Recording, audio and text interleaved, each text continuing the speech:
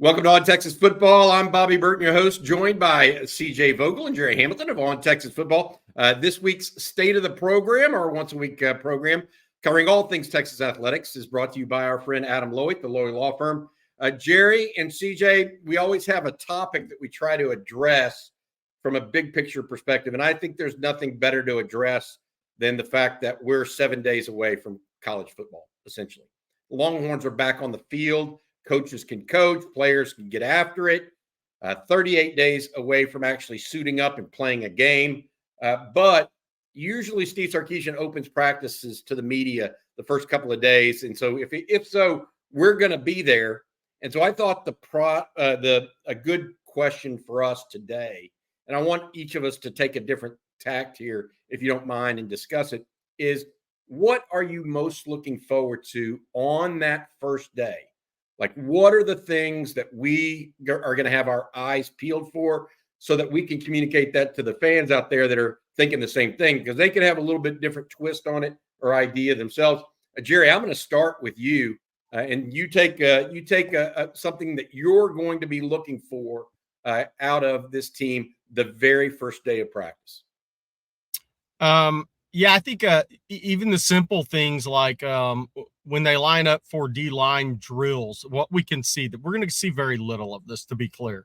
It's going to be mostly special teams, stretching, things like that, doing some light drill work. But does the rotation of the drills have meaning? Alfred Collins, Vernon Burton, the older guys, it normally does, right? People think, well, Bill Norton could come in and be a nose guard, starting nose guard for this team. Well, he won't be the first or second guy in drills. He wasn't here for spring practice. So what's that order for some of those guys? How do those guys look physically is a big thing for me. I was going to say just how they look, you're adding Norton in those guys. Yeah, no, I mean, how they look physically. Look, I'll say this. It hadn't been as hot a summer as people thought it would be in Austin, right? I mean, or in Texas in general. It's hot, but it's not blazing hot, right? So I don't think these guys have just been melting the weight away. I think that's going to come in August. But who's put on a little more armor? What do these guys look like? Tia Savea, obviously, he had the spring with Torrey Becton in the strength and conditioning staff. Not that Arizona didn't do a good job, but a new one. He had made the transition. A Bill Norton hadn't. Jermaine Lole hasn't. That's the other thing. That's one of the other things I'll be looking for, Bobby. Is anybody not taking part out of the gate? Are there any injuries that may be there that we don't know about? Nothing major, but any minor stuff. Are there any red jerseys out there? Yeah, green. Yeah, they do the green jersey thing, right? Green jerseys. Yeah, that's a perfect thought there. I agree about the defensive line physically. Like, who looks this will be our first look really at Bill Norton in pads. You mentioned Jermaine Lole. That's another one that kind of I didn't see him on his official visit to Texas. So I'm anxious to kind of see how he really fits. Is he bigger maybe than a Vernon Broughton, right? Can he anchor a little bit better? Those kind of things that I think are just body types really at defensive line. CJ, I'll go to you. What's the one that you're really looking for? One situation you want to see that first day? Yeah, I'll start. Gerry, you made a good point. It hasn't been that hot down here in Austin. I just looked over my shoulder. It started raining again. So, it's been cooler down here in Austin this summer, since the spring concluded. But for me, it's going to be a continued kind of peek into the wide receiver room. Who are going to be those guys? I think last year you had two Ferraris that really headlined your offense. Right now, I think you got 5, maybe 6 Corvettes. So to find the fastest, the best out of that bunch, I think this fall camp is going to be very important to see who meshes well with Quinn Ewers and who understands this playbook, right? Only Jonte Cook and DeAndre Moore return understanding what this playbook looked like. And so we talked about it a little bit. Ryan Wingo coming in as a true freshman. Yes, it's a jump from the high school playbook to Sarkisian's kind of philosophy at the position and what is asked of those wide receivers. But at the same time, Silas Bolden got here in June. Isaiah Bond, Matthew Golden, they also had to learn. And while they've had a spring football and 15 practices under their belt, they're all kind of on similar footing right now when it comes to knowing the playbook, knowing the Sark philosophy, and also having college experience. I think it's pretty unique in how it kind of balances out. So to see which of those 5 to 6 guys that I've mentioned there at the wide receiver spot, who takes the first 3 positions when that first team trots out, that'll be really interesting to see who kind of took that step in the summer and who has a good relationship right now with Quinn Ewers. I think one of the things the media is going to be talking about coming out of this is how small Silas Bolden does look like as a human being on the football field with this Texas SEC looking roster. It doesn't mean he's not going to be a tremendous player, because he is, but I think that's going to be one of the things people are talking about. They're going to say, man, this guy actually is 5'8", 157, 160 pounds, and people will be snapping photographs of him with bigger players. That's one of the things I look out for. The other one, CJ saw him recently, but photos of Quinn Ewers in uniform now versus the spring. Yeah, those sorts of things are good. CJ, I really liked your analogy there. Texas lost a couple of Ferraris, and they're replacing them with Corvettes. Now, maybe they graduate to become Ferraris, right? Maybe Isaiah Bond becomes that. Maybe Ryan Wingo becomes that. That is I think that's a really good analogy, because it tells you how fast Xavier Worthy really was, how smooth and fast Adonai Mitchell really was. And that doesn't mean these guys aren't learning and getting better. It's just that's what Texas, the steep curve that Texas is really trying to learn in the wide receiver room. All right, before we go to the next thing that I want to talk about as far as what I'm going to be looking for, I want to say thank you to our sponsor. That's Adam Lowy over at the Lowy Law Firm. Adam and his group have been helping injured Texans for more than 2 decades down in Austin, but across the state as well. Give them a shout, LowyLawFirm.com. They'll give you a free consultation, no strings attached, if you've been injured in a car wreck, truck wreck, automobile accident of any kind, including motorcycle or ATV. Adam and his firm focus on results for their clients. All right, guys, the thing that I'm going to be looking for, I think, out of the gate is the newcomers. We talked a little about Lole. He's new. Bill Norton. He's new. Silas Bolden, we talked about that. But I want to take it even further and stretch it back. I want to talk about the newcomers overall. All these freshmen that came in January, what was 17 of them, okay, plus all the Andrew Makubas and Isaiah Bonds and Matthew Goldens. I want to see if any of those guys have taken the next step physically. How does Colin Simmons look now after 6 months in a college weight and conditioning program, right? That is probably my biggest takeaway. Who is out there? We've heard behind the scenes tremendous things about how Ryan Wingo has continued to ascend, for lack of a better term. Who else is going to be like that? To me, 2 years ago, I'll give you an example. It was Barron Sorrell. He looked like a different human over a summertime, okay? These things can and will happen if you have your program and the weight and strength and conditioning program moving in the right direction in conjunction with the overall culture of the team. That is going to be a big deal. Any thoughts on who y'all think might be looking good from behind the scenes other than Ryan Wingo? CJ, I'll start with you. I think the obvious one is Colin Simmons, right? He was one of the guys who took that immediate jump in the college weight room after arriving in Austin. But I'm actually going to go his counterpart on the defensive end spot. I think Zeno Umeozulu is going to be that guy that we look at and say, wow, that's a body and that's a frame that looks like it's been in college for a number of years. I was very surprised to see him come in at 250 pounds, to see him listed at 260 right now going into fall camp. I think that's tremendous, right? Both of those freshman edges are in great spots with their frames and the style of play in which they're expected to play in during or under the PK system at the edge spot, right? Colin Simmons at 240, 245. You still have that burst of quickness. You still have that elusiveness off the edge, whereas Zeno on the opposite side playing at 260. I'm not sure how often we'll see him on the field this year, but it'll certainly expedite how quickly I think his development can go early on in his career. I've been really encouraged by what we've heard behind the scenes, Bobby, but also just the way that they look physically. That's been really impressive to me as well. They've really gotten after it. I think the edge room is in good hands moving forward as well. What about you, Gerry? You have one or two you're looking for? Alex January. somebody sent me a photo of him a couple of weeks ago, looked really good at about 307, 310 pounds. So I'm interested to see what he looks like. Again, early enrollee guy. I'll tell you another one. He's not going to play this year, but what does Melvin Hills look like at 307 pounds? Because I went to see him his senior year in high school at 275. So I may be one of the very few people that cover Texas that saw him senior year, and now we'll get to look at him with 30 pounds on him and see how different he actually looks. And then, I'm Javion Cole physically. What does he look like? Because he's been listed anywhere from 5'10" to 6 feet. I think he's 5'10" and a quarter, 175 pounds. He's been listed 165, 180. It's literally all over the place for a guy that's played 2 years of college football. But I what does he look like physically amongst the group? Santana Wilson, what does he look like physically?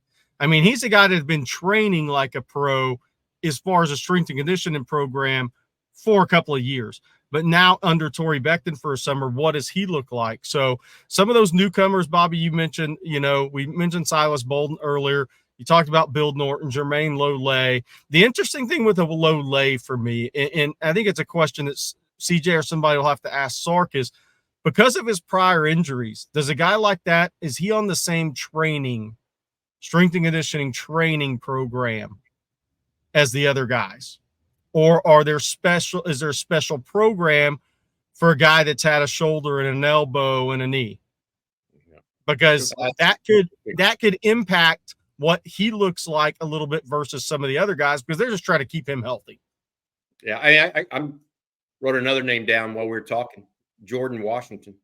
Yep. I mean, look, you talk about a guy that you could sculpt, physically coming out of high school, had been playing 2 or 3 sports his entire career, and now finally is working solely on football for the last 6 months at the collegiate level. Those are the kind of guys we're talking about.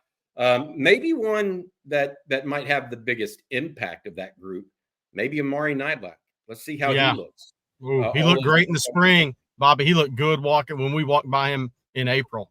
Remember when he walked out of the facility and we saw him? Man, he looks good physically then. My take on it is so when we go out there on Wednesday next week, if we're invited and everybody attends, which I think is typical for Sark and his MO, I guess, as a head coach, or at least it has been. I think that wide receiver, defensive line, and then newcomers. Where the body transformation across the board, who looks like they've taken a step up or a step forward. Is there anything else, like a more nuanced one? Well, yeah. You know where I'm going with it, Bobby. What does Michael Kern look like out there? Because, look, the reality is Texas had 17 newcomers. He may be the starter amongst the freshman class. And that's an important position when you're ranked top 5 in the country. If you're ranked 75th in the country with no expectations, the guy could shank a ball in the fourth quarter and you're down 30 and it doesn't matter. Like, what's he going to look like since he wasn't there in the spring? Because Texas put a lot of confidence in Michael Kern to come in and start and be a punter on a top 5 team. And it can win you and lose you games. Yeah. No doubt it can win and lose games. CJ, what about you? You have any thoughts on this? Yeah, just the cornerback depth, right? We've talked about Javion Cole. We've talked about Manny Muhammad expected to be that guy. Gavin Holmes, Javion Cole battling it out for that other spot. But that's 3 cornerbacks that you feel confident in right now. Who's going to be that 4th? Is it Warren Roberson that's made a jump? Is it one of the 3 freshmen? Or are you going to have to go into that kind of emergency role, I say that in quotes, with a Jahdae Barron or a Jalen Gilbo playing out wide? I think right now that depth maybe not be as strong as some other positions. I wouldn't necessarily clarify or categorize it as a weakness at the moment, but I do think it certainly calls into question who that cornerback 4 or 5 would be if one guy goes down. Wow. So basically, Gerry commented on punter special teams. You went cornerback. I'm going to add one thing for me, and you actually mentioned his name, the health of Jahdae Barron. Where is this at? Because he had such a lingering foot issue last year that he never quite got over. It even lingered into spring some. We already missed some practices in spring, guys. Okay. Is that still going to be there? Because we were on Coffee and Football this morning, and the Shrine Bowl list got put up, and Jade was on there. Yeah. You know, a year ago, I would have said Jade was clearly on the path to getting drafted, and drafted fairly highly, 3rd or 4th round. But if he can't stay healthy and it's a recurring foot issue, that changes a little bit. Even though Sark brought him to media days, that changes the outlook of that secondary a little bit. I hope everything turns out okay. I hope he maintains and actually increases his speed. But that's something we need to watch for, because if he's in a green jersey or not participating as heavily, what do you say about that? All right, I'd be remiss if I didn't mention this, because we talked about a lot of guys, and I think it was a rounded up number, down number. But what does Cameron Williams look like? This is a guy who's never been close to 335 before. He's always been between 350 and 370. So if he's actually 335, 340, he's going to look a lot different to us people in the media that have seen him. And does DJ Campbell, has he 15 pounds lighter like he was in the spring? Yeah. Is that legitimate with him? And the third one is Brandon Baker at 315, guys. That's 30 pounds, 25 to 30 pounds more than he was a senior playing for Mater Dei. He's going to look dramatically different in person if he's really 315. All right, let's move to recruiting, Gerry and CJ, because tomorrow is a big day. Longhorns have their barbecue/pool party. They'll have a couple of big name 2025 guys in, maybe a couple of surprises that they're hopeful show up as well. Then a number of 2026 prospects. Where's Longhorn recruiting sitting right now? Gerry, I'll start with you. Look, I think they're in a similar place that they were last year at this time. They're outside the top 12, 15 classes in the country. They have a number of guys making decisions coming up here. I think they're going to climb into the top 10 here in the next few weeks. It'll be interesting to see. I mean, when you get a Jonah Williams on campus, that one was all but gone. So what is that really going to look like after the visit? And does he go follow up and visit anywhere else this weekend? Does he go to LSU after Texas, try to get in a couple of visits before the high school season starts, school starts, and that sort of thing? Can you make it? Can you get this to where it's Oregon, LSU, Texas? Can Texas creep all the way up to where they're a part of this decision? That'll be interesting to see. And then with Michael Terry, look, he may be at Oregon after Texas. That's what I was told 3 week ago, said, I don't know, but Oregon's going to try to make that push to get him in. If he makes those 2 visits, if he gets both of them out of the way, I think that's set up for an early August decision for him. I think Jonah Williams could decide before their first football game of the season. It's on the table. I'm not saying it's going to happen, but that's what a family member told me Saturday. So there's some decisions coming up. And then do you get anybody committed elsewhere on campus that you've still been recruiting? I mean, anybody knows Sark knows he didn't give up on these guys. Then J.J. Hahn, this is a big one for me, the defensive lineman from Rancho Santa Margarita via Berlin, Germany. He's going to Texas. Does he show up at A&M since he's already an hour and a half away? He's supposed to be at Oregon later in the weekend. But the one thing that's supposed to come out of this visit, and he's never been to Texas before, J.J. Hahn is apparently expected to be talking to somebody close to his recruitment, expected to lock in an official visit date to Texas in September. That would probably most likely be for the UTSA game. But Texas will have to get him on campus early in September.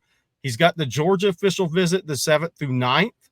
Oregon's pushing for an official visit. A&M will try to lock in an official visit early in the season. Texas has to get that date locked in because I was told Georgia, if they really make a strong push for him, is going to be the team to beat right now. But then Texas, then Oregon, maybe A&M, maybe Nebraska. Those are the 5 teams I was told. So what happens with J.J. Hahn? The first thing is the official visit get locked in.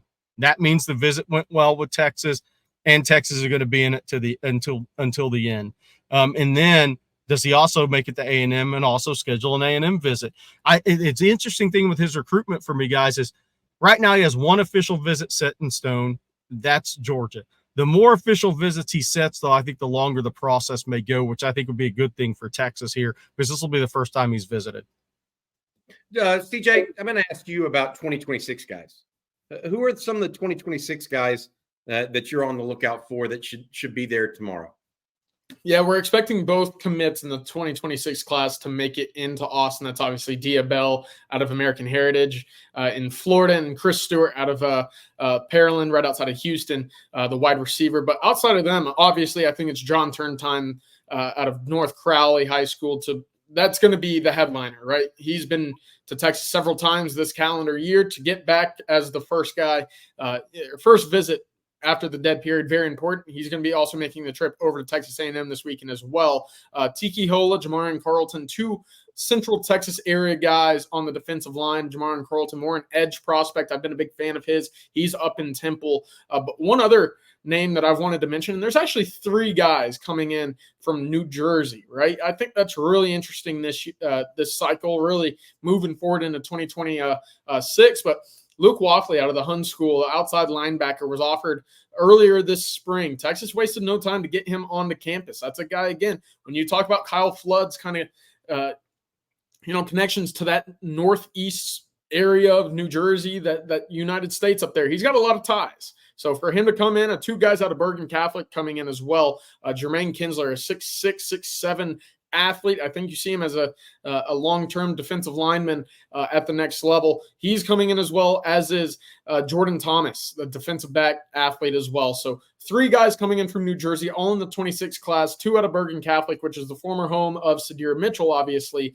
So we'll see if Texas, who is trying to get more, kind of leeway into Georgia, Florida, Mississippi, the deep South, but also working hard up in the Northeast as well. They're making sure that every stone is unturned at some point. Yeah, I want to add a 2026 name to watch as well as Amari Latimer, the running back out of Sandy Creek. They're in Tyrone, Georgia, in the Atlanta area.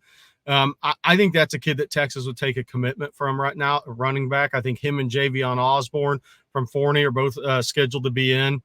That's just a name to remember, because Texas absolutely wants to win some recruitments in Georgia. They want to. They've kind of got to continue to spend the resources and time in the state of Georgia, because that's time that could be spent in Florida or other areas. So Amari Latimer, Sandy Creek, they've produced a lot of really good players at Sandy Creek High over the years, but that's a 5'11", 195-pound running back that the Shard Choice really likes. All right, I'm going to put you all on the spot, both y'all. Y'all think there are some surprise visitors tomorrow? Yes. CJ? Yeah. Okay. All right. We're going to say thank you to our sponsor once again. That is Adam Lowy of the Lowy Law Firm. We've got some other stuff to get to here, but before I do that, thank you, Adam, for your sponsorship. Adam and his firm have been helping injured Texans for more than 2 decades now. Got 20-plus years experience. If you've been in an auto wreck, car, truck, motorcycle, ATV, what have you, and think you might be due some compensation, give Adam and his firm a look. They will offer you a free consultation. Like I said, loweylawfirm.com. Thank you, Adam, for your sponsorship. All right, a couple other things I want to mention as we go out here. Baseball, actually, CJ, you and Blake Monroe are going to talk a little baseball action later today as well. What is going on just from a 30,000-foot view? Is Texas in the midst of still recruiting some junior college / transfer portal guys? Are they done for the 2025 class and focused on 2026? What's going on overall in baseball right now? Yeah, I think when you look at their portal class, they've taken 13 bodies out of the portal right now, 10 pitchers, 3 guys that can play the field.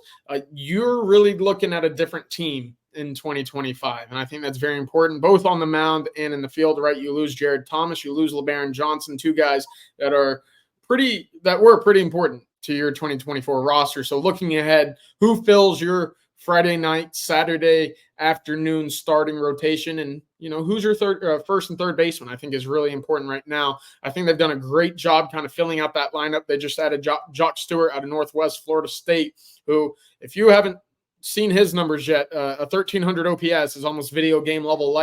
That's north of what Aaron Judge and some of these guys in the MLB are putting up in their best season. So that was really impressive to see Texas go out and add him out of the JUCO ranks as well. So I think that lineup's coming together well. Questions remain in the pitching world, but I think that they're just about done out of the portal. Obviously, 10 arms revamps that entire room, rotation and bullpen alike. So moving into the SEC, you got to have the guys that throw hard. They've got a few. Jared Spencer out of Indiana State, mid-90s, upper 90s. Aiden Moffitt at LSU up to 96, 97. So they've got some guys that can huck it a pretty good bit. I think that they're just about done, minus maybe one more addition out of the portal moving forward. This team's looking much more talented, 1 through 9, and in the bullpen than what we saw in 2024. I've got to ask you this. The thought process I've been seeing, I don't follow baseball recruiting nearly as much as you and Blake. I've seen a bunch of commitments that were commitments to A&M that have switched to Texas. Those were high school players. Is that accurate? Yeah, most of them were high school players, right? You look at Bryce Navarre, you look at Adrian Martinez, Drew Rarick, some of these guys that really kind of take the national headlines. Drew Rarick, obviously the pitcher out of Fargo, North Dakota, coming down to Austin. That's a really big one. Adrian Martinez was one of the best players in the state of Texas at the shortstop ranks. Those guys flipping from A&M and joining Schlossnagle and Max Weiner, very, very important for these guys in terms of the future of the baseball program. And yes, it kills two birds with one stone, taking them from Texas A&M as well. All right, that's going to do it for this week's State of the Program. I'm Bobby Burton. They are CJ Vogel and Gerry Hamilton. 1 week from today, the Longhorns get back on the practice field. We'll be there if allowed. Thank you again to Adam Lowy, the Lowy Law Firm, for his sponsorship. For Gerry and CJ, I'm Bobby Burton. Hook 'em.